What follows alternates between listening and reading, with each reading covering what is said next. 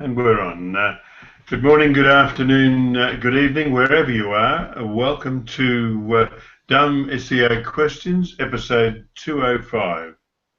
Each week we meet here to answer the questions asked on the SEO Questions community on Google+, on the Dumb SEO Questions page on Facebook, and also you can ask questions via Twitter at Dumb SEO QS. With us tonight, we have William Rock. Sorry, I'm going from the wrong. I'll go the wrong way. William is an SEO from Kansas in the USA. His website is williamrock.com. He's also a Google top contributor on the Google search forum, and I think also the Google Webmaster Forum.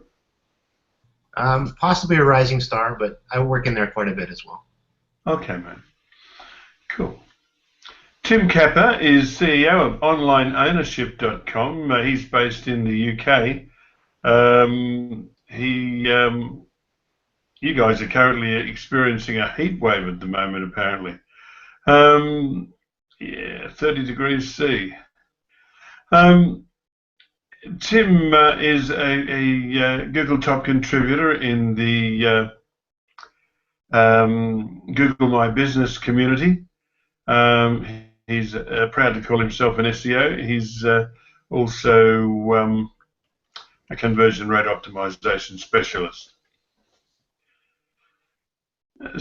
Senior SEO manager for, I almost said Zazzle.com, but it's Zendesk.com in the USA. Actually, you seem to be going through the Zeds, Micah.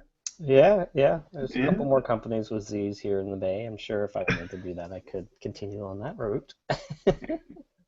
Mike is also a regular speaker on the SEO speaking circuit.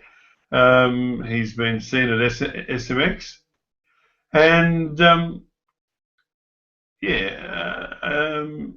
all right. I'm a bit rattled because I'm going backwards along the list. You see, I just don't know what I'm doing. Masataki Wasa is webmaster of wasaweb.net in the UK. He's also a Google top contributor on the AdSense community. Masataki can be found at wasaweb.net. Edwin Jonk is CEO of IDIS Hosts in the Netherlands. He is an SEO on-page specialist, and he can be found at idesthost.nl. All right, let's look at our questions tonight. Our first question turned out to be a ripper, or at least I thought it was anyway. This was from Malakajuna S. We had a bit of trouble getting Malakajuna S started because he included active links in his question, and so it took us a while to figure out how to do that, and he's done that for us. The reason we do that is to discourage people spamming our community. We really just want to deal with genuine questions. Anyway, Malakajuna S said, "Hi community, can you give me your suggestions for this? One of my project keyword rankings is not improving in the search engine results pages. We are working 6 months on this, and my website is online food delivery, www.nightcafe.in. Can you give me your suggestions for this? Thanks." Now, this was jumped on by Siraj Gadagay and Dave Elliott, two of our forum heroes that look after questions through the week. Damn it, they're not showing up on my list. Hopefully you guys can see them.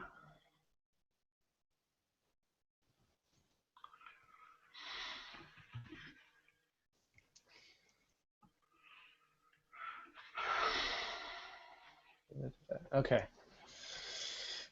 Well, since they can't show up on the list, one of the things I'd probably note is the site only has 20 pages, of which probably most of those are um, more like terms and conditions, privacy policies, more information of just kind of the about us and T's and C's. So you have a pretty limited website in terms of information about the site, what you do, what kind of topics that you provide and serve. There's not much there. So you're not providing enough information and value to users and basically to the search engines to say, hey, here's what we do and here's all these different areas of why we are valuable and why it's of interest. I think that's probably one of the biggest things I would note right off the bat for what looks to be kind of a starting out site. You know, and the thing is in the same way, you know, you've got some of these most popular food loved by customers. I click on it and I'm jumped up to the delivery location. Now, that might just be because of my location and it's not doing anything, and maybe that's different, but to me that feels like the site's not fully, it doesn't feel like it's done. So that's probably one of the biggest things I see right off the bat. It's just, you know, what is there? Where's the depth to what you're trying to provide and what value there is through it? Before any of the other kind of SEO stuff, it doesn't feel like there's really any oomph to the site. Thank you, Micah. Can anybody add to Micah's answer? I would probably say. Yeah. Oh, go ahead. Edwin, go ahead. Oh, there's definitely a content issue. Right, these are all menus, and as a customer, I want to know what's in it, right?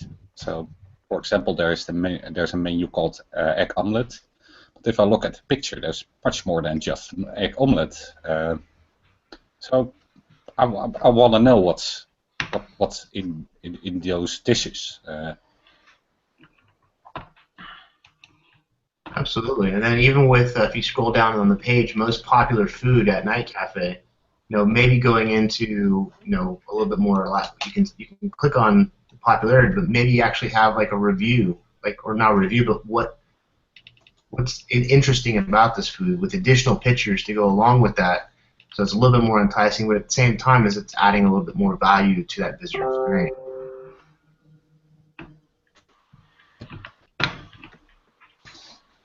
So, yeah. So essentially, mirroring this is a content issue. So the first thing that I'd be looking at is a great site. They are rocking their social. You know, their content is Just Eat. That's in the UK, so it's just-eat.co.uk. You can look on their social profile. I mean, literally, these guys are just, you know, they can make magic out of anything, really.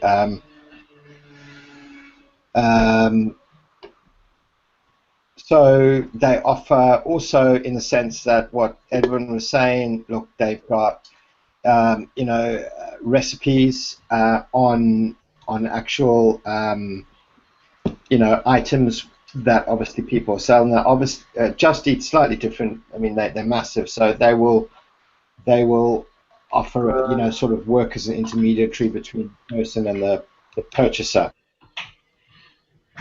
You know, so obviously they've got a lot more different variety and types of foods that they need to cover. But essentially, you can look at that. So, you know, recipe terms in terms of, you know, what you've got on your site, recipes, ideas, mixing and matching. I mean, they do like all quirky things on, you know, like also humorous stuff. You know, like they've got thing of Valentine's Day do's and don'ts. You know, and of course, then they offer, within an article like that, really humorous kind of stuff like don't ever buy a rose from a waiter and things like this. So really humorous. But within it, also, they are then interlinking to any of the restaurants that are offering Valentine delivery specials, things like that. So you need to start really thinking more on the whole broader picture here and how you can provide value to the user. So the first thing I would certainly look at is certainly the recipes. Start looking at different periods and different foods and some great kind of articles to offer. Remember, be enticing people. People with food need to be enticed. They also need to be encouraged with, images. Very, very, very, very powerful in terms of food. So, food's very visual. So think how you can incorporate visuals into that, to your articles, maybe into Instagram. And I would also be incorporating some, I know you've got kind of like, this is Bangalore, but I would, maybe look at, hang on, let me just go back to that site quickly.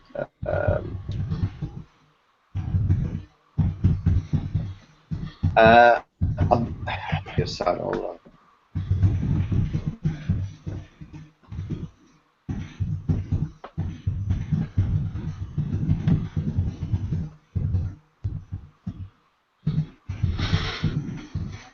So, do you guys actually?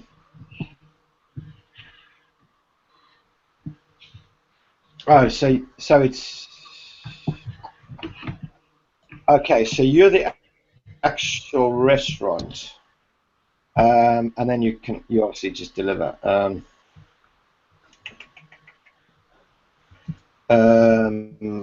Fresh food. On that.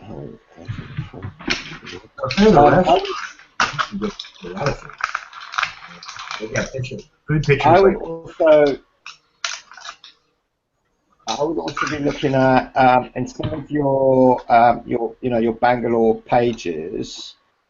I would also be looking at possibly using maps to create a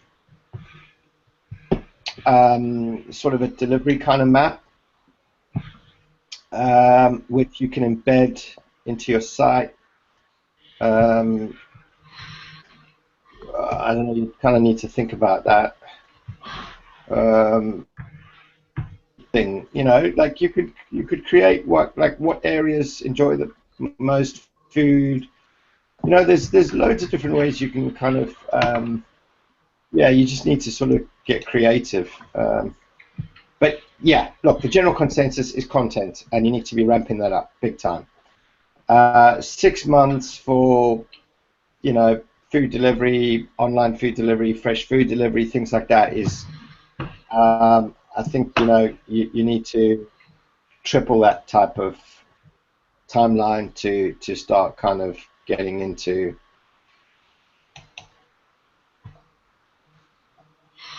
Right, why when I click on, like for example, you've got these most popular foods, why when I'm clicking on the wheat prothini, does it keep taking me back to the top? I want to see this, like chicken and noodles and chicken, but it keeps taking me to type in your delivery location. I don't want to tell you my location at the minute. I want to see the food. I want to read about it. I want to know about it before I make a decision.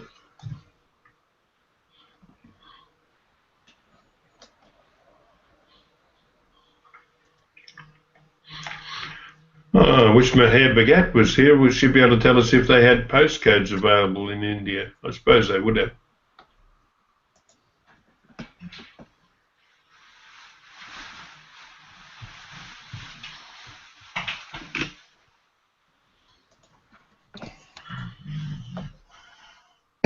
Well, they've got a drop down there, so I'm going to pick one. load menu for but I should be able to get to the menu without. I tell you what, Tim, I reckon this is the first time you've ever looked at an Indian menu when you're sober. Just a side note. The blog, so nightcafe.in/blog, gives a 500 internal server error. So that's not. Okay, not good. so yeah. So another thing here is I'm on your menu, right? I'm on the menu page now. I'm looking at the combos here. So I've got, it's one chicken biryani plus kebab, it's cut off. So I click on this, I click all around it. I'm not adding it because I'm not ready. I want to see what this dish is, right? I want to see what the combo is. I want to see what's in it.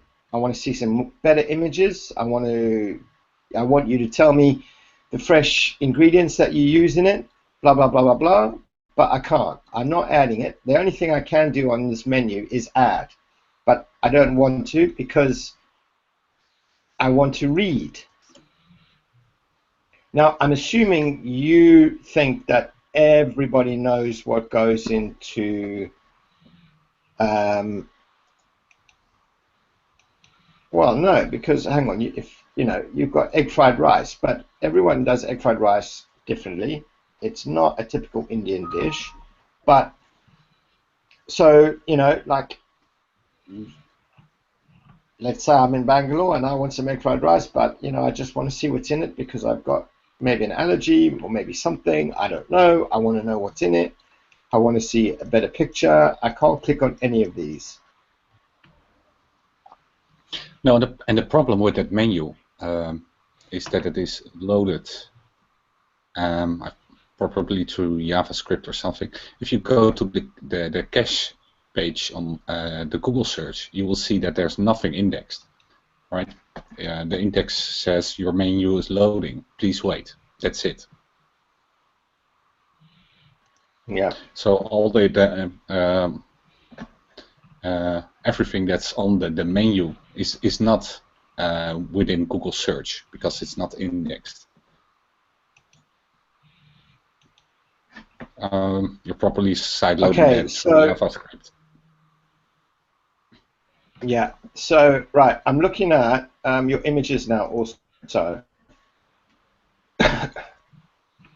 So I was scrolling down. I just took one image, your mushroom noodles, right? Did a reverse image search on that. Turns out you've taken this from the little epicureanqueen.com. So look, the situation here is if you're making this food, get yourselves a decent little setup in the kitchen, in your kitchen. You just need a white tablecloth on a table. You need a white tablecloth on the background. So to create your own little infinity curve, right? Nicely plated up. Pop it down just before it's been sent out. You can, get yourself a little decent camera. Some even some mobile phones take brilliant images now. But you need to create the white background with a little infinity curve. That just a white tablecloth will do. Before you send it out, and all your images should be unique and to yourself. Another little idea here is to integrate Instagram with this. Get people you deliver to, let them know, obviously, Instagram, things like that.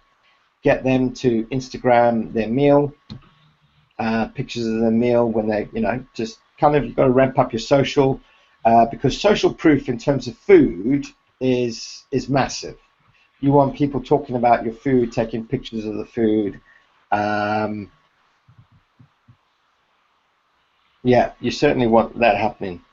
So yeah, stock images like this, not cool. So there's a lot to work on. A lot to work on. Cool, Tim. All right. And that omelette looks absolutely horrendous. Sorry, I missed that. The omelette, mate, is flat as a pancake. Get your chefs to sort that out. Okay. All right. Look, Nice.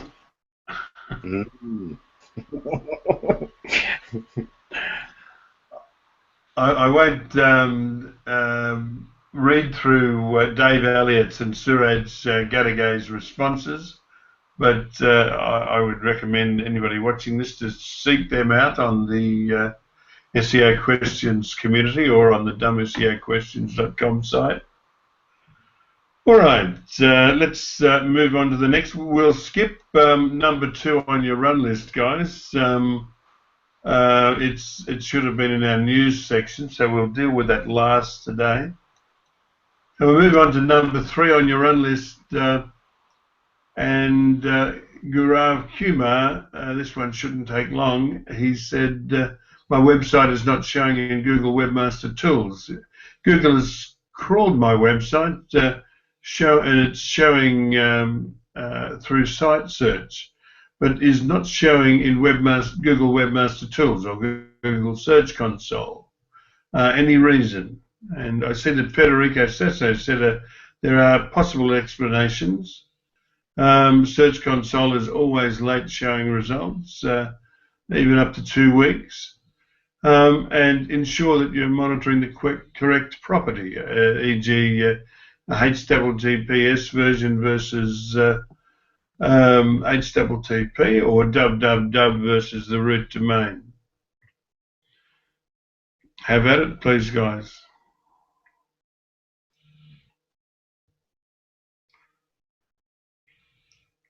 Was Federico's answer the best possible, or can we add to that? I think it was a fantastic answer, and that's a lot of times where it happens to be www or the HTTPS that throws the crawler off, and so you're not seeing any results inside Search Console.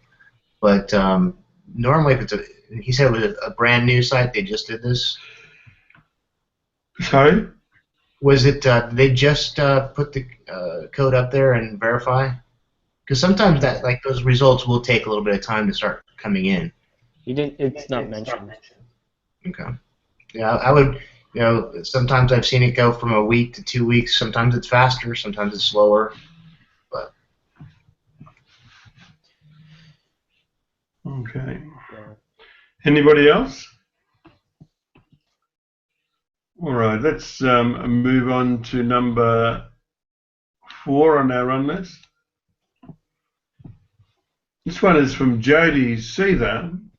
It's titled "Opening a Link in a New Window." Jody said, "I want my customers to easily move from my website to my company's social media outlets. For the best SEO result or outcome, should I set up the link to open in a new window or in the same window? I read so many opposing comments, I'm not sure what to do."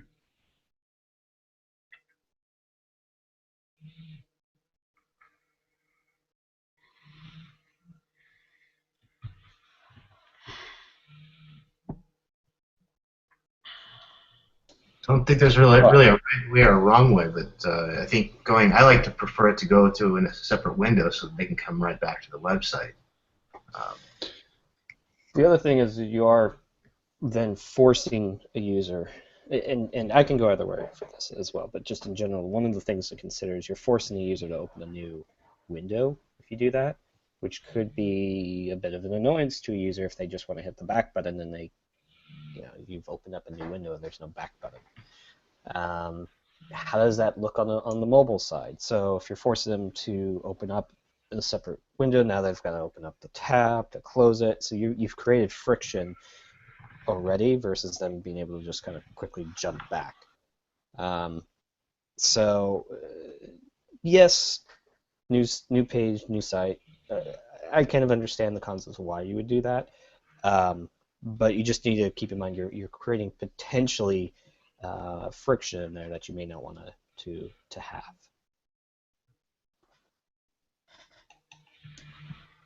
I think it is generally accepted that if you're linking outside your website, that you open that in a new window, and within your own site or within your own property, you wouldn't do that, right? So in this case, if you're sending people to your Facebook page, for example, I would do a new window or a new tab, right? Yeah. Okay, I think we can call that an answer. And Jody Seta, I hope that you are happy with that. Next on our run list is number 5, targeting 4 different countries. It's from Timothy Bond.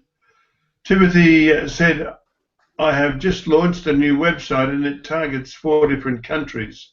It uses WordPress and I've set it so that when someone from the UK reaches the landing page, which is .com, it redirects them to .com/UK rather than giving them a choice. Would this have any effect on the indexing or ranking of the website as a whole? So it depends on how you're doing the setup.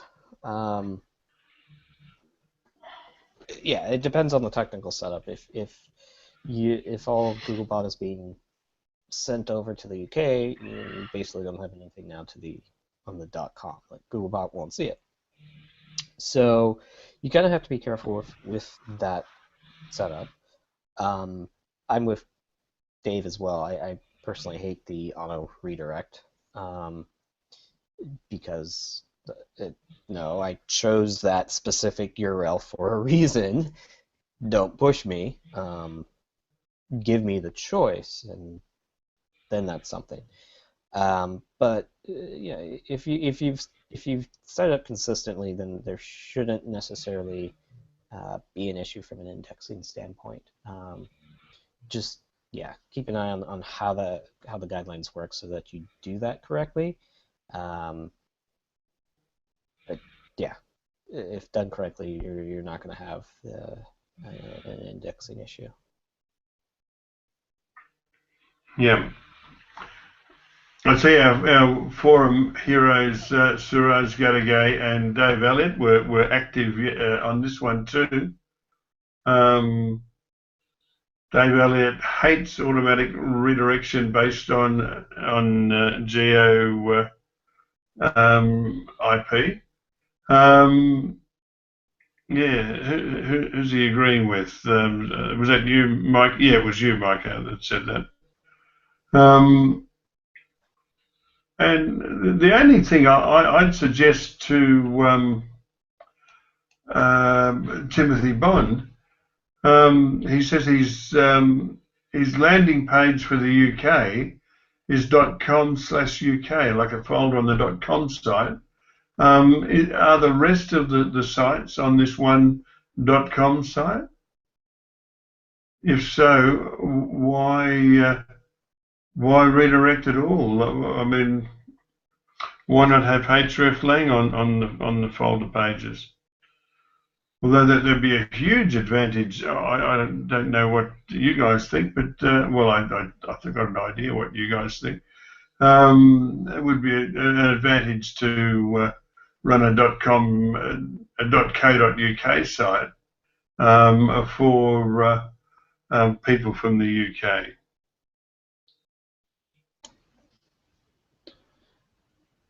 Both can work, right? The Yeah. .com can work and the .co.uk can work. But I agree. The homepage, like the plain .com, should be a language selector or a region selector. And then with href, you make sure that if people are searching on google.co.uk, that they go to the .com/UK site rather than the .com/US site, right? That's the approach I would take instead of automatic redirecting. Yeah, yeah. The other danger is if there's any attempts for whatever reason for the running of the website to set a cookie, and always keep in mind that Googlebot will not accept a cookie. So if you're redirecting and there's been a cookie setting attempt, you'll block Googlebot altogether. I mean, if there's a cookie set as a result of the redirection, I mean. And Yeah, so, yeah. But if there's a language selector, then it doesn't really matter, right? If the redirect is on that particular cookie, then Googlebot would just go to the home page and then crawl the site through the different links to the different countries. Yeah. I think. All right. There's also, if you're doing automatic redirects, you do that on, for example, on a cookie-based, and somebody reads an article on Facebook or wants to read links from, clicks on a link on Facebook to your .com US site, and he has a UK cookie, and you try to redirect him to the UK site, and that particular article or that particular URL isn't there because in UK they speak a little bit different English than in the US or vice versa. Then they get 404. So automatic redirects are quite tricky. Yep. All right, moving on. I think we've got one more question before our news item. This one is a complex one. I don't know if I should attempt to read the lot. I'll see how I go. Andres Felipe Acavario Haneo asks a question titled Mobile SEO. And Andres said, "Hi guys, I want to ask you something related to mobile SEO. My company wants to migrate our mobile site now that we have separate URLs, site.com and m.site.com. We want to change this for a dynamic serving approach so that we can have just one URL so that can help us with SEO. The thing is that I read on Google that we should put the vary HTTP header, but our IT team said that as we are using Akamai, they do not recommend using the vary header because it could have conflicts with the cache. My question is, if we don't use the vary header, Google may have some troubles identifying our content for deciding whether it's a mobile device or the desktop. Thank you very much for your help." So they're going from site.com and then m.site.com to one responsive site.com, right? Yes, before I forget, I would recommend, because we've done a number of m. sites, and what I see with the websites we've done it on is that the m. site builds its own set of keywords, similar but slightly different to the search site, so to the desktop version.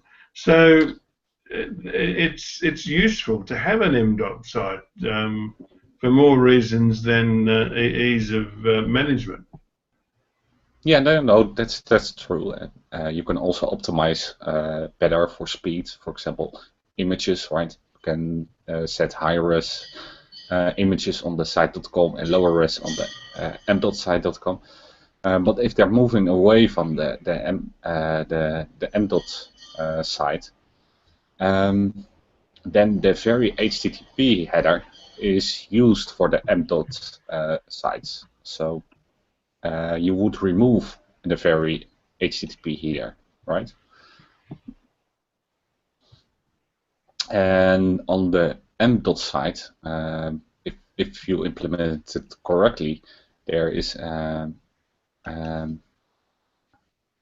rel canonical to the site.com.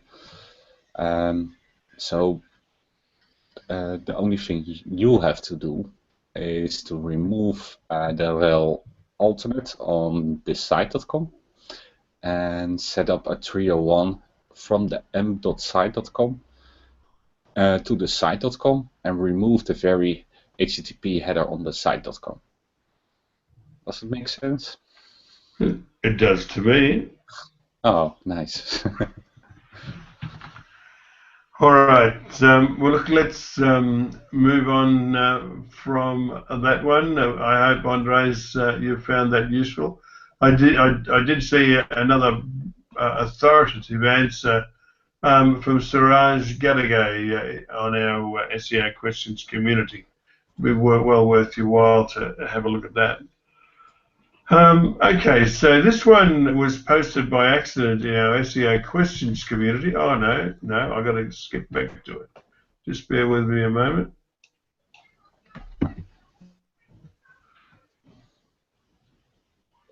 There it is. It was posted by accident on the SEO Questions community and should have been on our SEO News community. But it's that time again, guys. We've answered all of the questions asked on the SEO Questions community on Google+, and now we move on to our news section. Adi Domicus has provided us with an article that Google will punish intrusive interstitials with a ranking penalty in 2017. Bugger off, Google. I tell you what, I want to penalise everything. I'm not going to read it out, but again, Suraj Gadagay has made a point. Any comments on this one?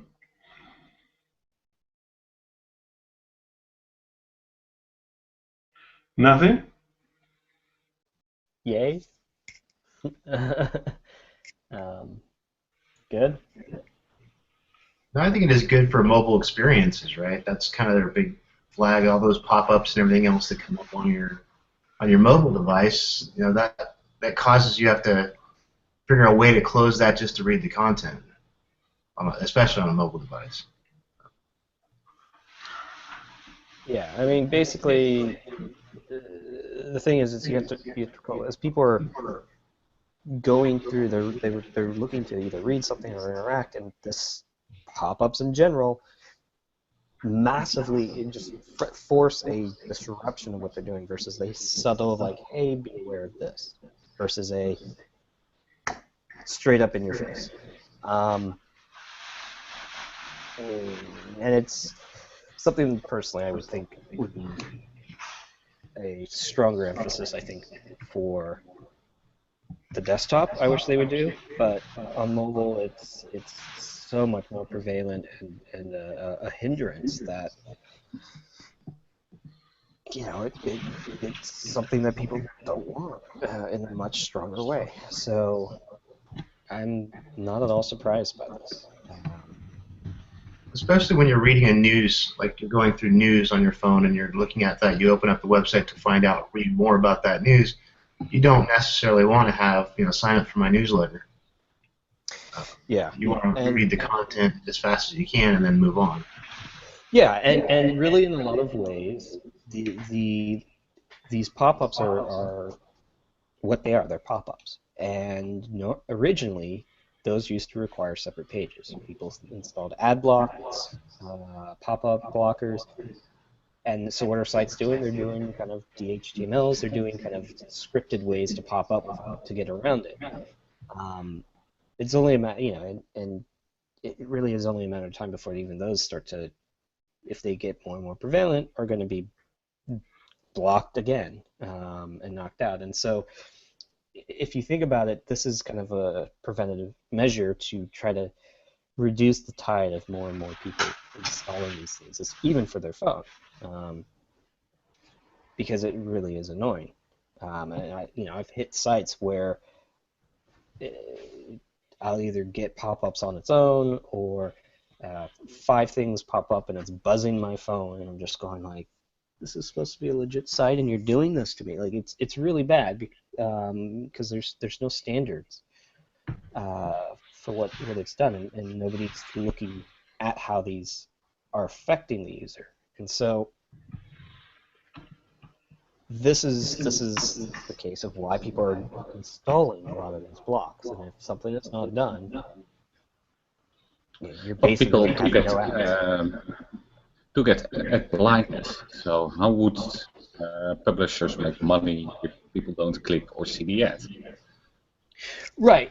And the thing is, it's an appropriate. It's having that appropriate balance. But when it starts to get overdone and people don't care about how these are working, or there gets to be adware installed through those ads, people don't care. They're going to jump from site to site and eventually choose out, ignore ads entirely. So that's one of the ways that this is trying to help to say, look, here are the boundaries of what's acceptable. And I think if individual sites as a whole are not doing this appropriately, somebody else has to kind of more or less go in and say, hey, we really need to fix this. Because otherwise you're going to get more and more users. And that's happening already, but even more where people are just going to keep installing ad blocks, and that's it. So would you accept one pop-up? And if you go I into don't the think site, pop-ups should be or allowed, it's period. I don't think there period. should be Oh, any okay. pop-ups. Personally, I find those to be annoying. I sidebar up top, like whatever, I think it fully on disrupts. Now, the mobile side where there's that drop-down menu that kind of comes up for like a app install or something. Okay, but something that's a little bit, I've seen some creative things done even on the desktop side. That's fine. But anything that's kind of a direct disruption, it is absolutely just not good. I mean, I have a bit more of an extreme review because I hate even when there's a video running, even if they've blocked the sound, that annoys me because it's visual images not related to the article, and so like I will sometimes just block that out completely. It's like that's the same thing to me as like a pop-up because it's trying to really too much. Yeah, those are annoying. Yeah. I agree. The other ones that would be like the pop-ups. I think you mentioned malware and stuff like that. But when you're looking at a pop-up, you want it to go away, and so by default you're going to look for that X or close button. But the malicious people are actually putting a on-click do this script. So now you have an opportunity for phishing attacks just by having go away message. And now you're getting that piece of injected malware. Right, and it also it breaks cadence. Like I should be able to hit the escape key. I should that standard cadence of how you get out. Even the you can't hit often an X, or I can't click out to like those things are added frictions that increase the likelihood of me to install block-ups to block these things, and so you now have no way of at all sending any type of even smaller regular ads to me because of this. But it goes beyond that because sometimes they completely break the site, or there are products that are in the ad that are completely weird, irrelevant, and kind of sketchy, and you're looking at it going, this is your brand that you're representing. Like, you need to have control of what shows up and how it looks. Otherwise, So I'm going to lose. Should the publishers then go after a paywall, or because that doesn't really work either, right? Yeah, no, and it's a big problem. Absolutely, paywalls create another friction, and in a lot of ways, the shift from the offline to online, that was the time period where they could have made sure that what needed to be done and how that transition should have worked could have had that impact going forward to say, all right, if you want good news, you're going to have to pay for it. And there was nobody else out there, so you would. Now it's Yeah. too late. There's too many jumpings around and things out there for them. I think that is indeed the problem, right? 20, 30 years ago, it was necessary for people to have an newspaper, right, where they paid every month for. And then they moved to the web, and the newspapers just published all their articles for free on the web. And they didn't charge. And now people are used to getting basically free news with ads. And they are not making that much on the ads than they did before with the subscriptions. And in those subscriptions, there was also ads, right, within the pages. And it's worse for mobile. Absolutely worse.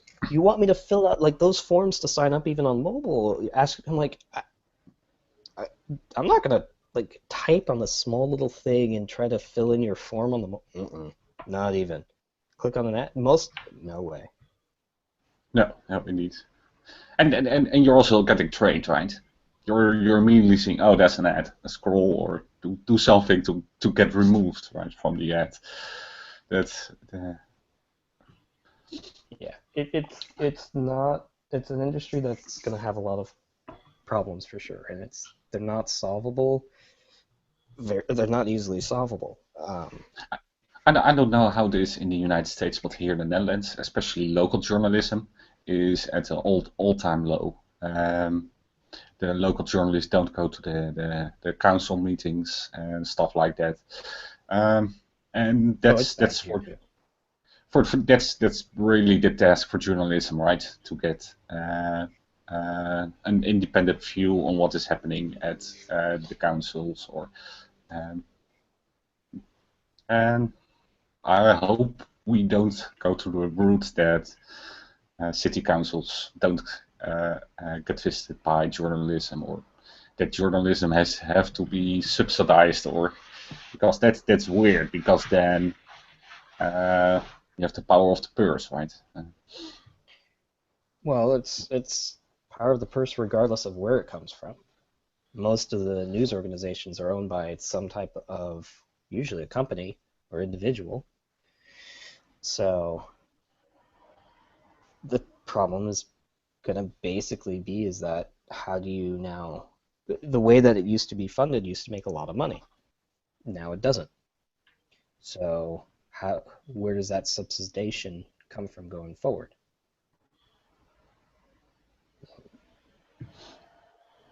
Yeah, and I think the mistake was early on where they gave away the free news on the web.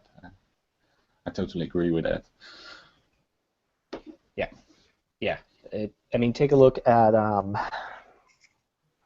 one of the things I think is interesting, and it's come later, but it's difficult how that's going to able to translate over to the newspaper side. But you see a lot of the YouTube videos and the Patreon supporters and ads that go with it, and that I think is working at least for that market, because it's appealing, it's publicly visible, and usually it's done towards the end. It's not right at the front.